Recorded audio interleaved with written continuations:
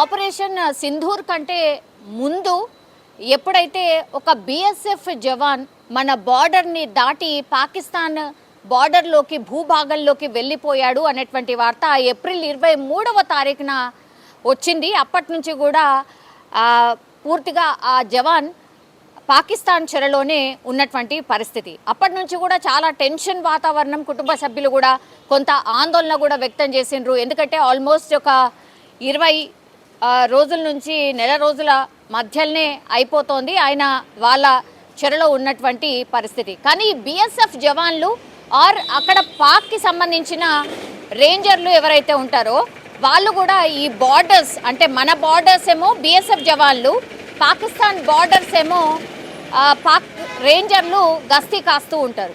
అయితే జనరల్లీ ఈ బార్డర్స్లో ఏం జరుగుతుంది అంటే అట్నుంచి ఇటు అంటే మన వాళ్ళు పాకిస్తాన్ భూభాగంలోకి వెళ్ళడం, పాకిస్తాన్ రేంజర్లు మన భూభాగంలోకి రావడం వెరీ వెరీ కామన్గా జరుగుతూ ఉంటుంది. ఆఫీసర్స్ అఫీషియల్స్ ఒకసారి విచారణ చేసిన తర్వాత వాళ్ళని ఇటు నుంచి అటు ఇటు పంపించేస్తారు. అంటే మన వాళ్ళని మన దగ్గరికి, అట్లాగే వాళ్ళని వాళ్ళ దగ్గరికి పంపించేస్తూ ఉంటారు. ఇది వెరీ వెరీ కామన్. ఇప్పుడు పంజాబ్ బార్డర్లో యాక్చువల్లీ ఈ పంజాబ్కి సంబంధించిన బార్డర్లో మనకు తెలుసు మొన్న ఆపరేషన్ సింధూర్లో భాగంగా ఈ పంట పొలాలు ఎవరైతే వేసుకొని ఉంటారో ఈ బార్డర్స్ అంతటా కూడా అక్కడ మన వాళ్ళు బీఎస్ఎఫ్ జవాన్లు కూడా అక్కడ కాపలా కాస్తూ ఉంటారు. సో పంజాబ్లో ఒక రైతుకు సంబంధించిన పంట పొలాల దగ్గర గస్తీ కాస్తూ ఉన్నాడు. అయితే మనకు తెలిసి ఎండాకాలం చాలా తీవ్రంగా ఉంది ఎండ. సో కొద్దిసేపు సేద తీరుదామని చెప్పి అక్కడ దగ్గరలో కొంత పెద్ద చెట్టు ఉండడం, అక్కడికి వెళ్ళి కొంత అస్వస్థతకు గురి కావడంతో ఈ జవాన్ వెళ్ళి ఆ చెట్టు కింద పడుకోవడం. ఈయన పేరు వచ్చేసి యాక్చువల్లీ పూర్ణం కుమార్ సాహు. ఈయన పేరు వచ్చేసి పూర్ణం కుమార్ సాహు.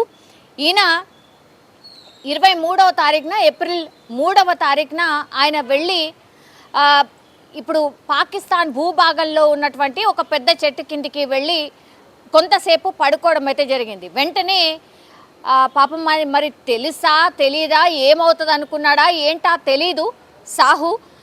తీరా చూస్తే ఈ పాక్ రేంజర్లు వచ్చి ఆయనని పట్టుకొని వాళ్ళ అఫీషియల్స్ దగ్గరికి అయితే తీసుకోవడం జరిగింది.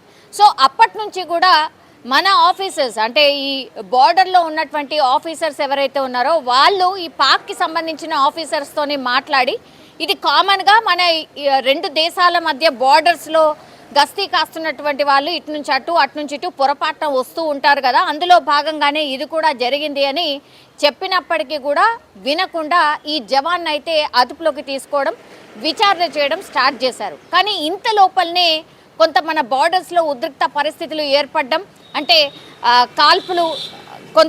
కాల్పులు చేయడం, కవ్వింపు చర్యలకు పాల్పడడం పాకిస్తాన్ చేసింది. కాబట్టి ఈ జవాన్ని కూడా పూర్తి స్థాయిలో ఈ పాకిస్తాన్ వాళ్ళు తీసుకెళ్ళి కొంత బంధించడం అయితే జరిగింది.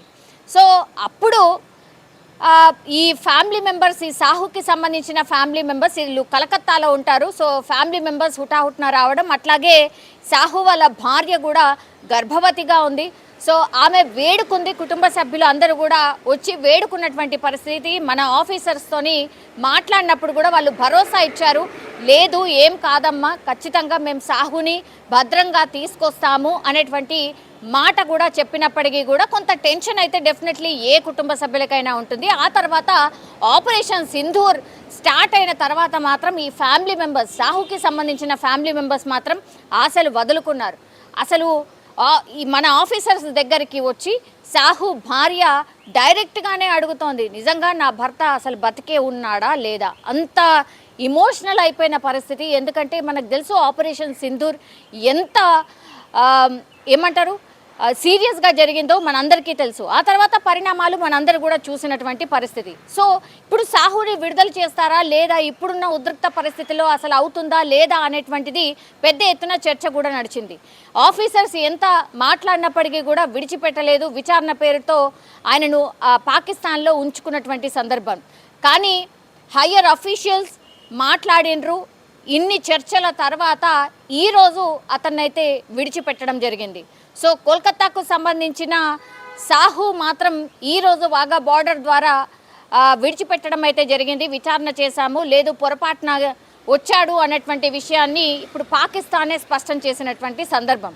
నేనైతే అనుకోను, ఆషామాషిగా వదిలిందని నేనైతే అనుకోను. డెఫినెట్లీ వీళ్ళు భయపడిపోయి ఉంటారు. ఇప్పుడున్న పరిస్థితుల్లో ఇంకా ఈ జవాన్ని మన దగ్గర ఉంచుకోవడం కూడా మంచిది కాదు అనుకున్నారో ఏంటో తెలియదు. కానీ ఈ రోజైతే వాఘా బార్డర్ దగ్గర ఇప్పుడు సాహుని విడిచిపెట్టినటువంటి పరిస్థితి ఒక రకంగా సంతోషకరం. బికాజ్ ఇంకా దీన్ని కొనసాగిస్తారా, ఇంకేమైనా దుశ్చర్యకు పాల్పడతారా, ఇట్లాంటి చర్చలు కూడా నడిచాయి. కానీ సాహుని ఈరోజు వాఘా బార్డర్ దగ్గర అయితే విడిచిపెట్టడం అయితే జరిగింది.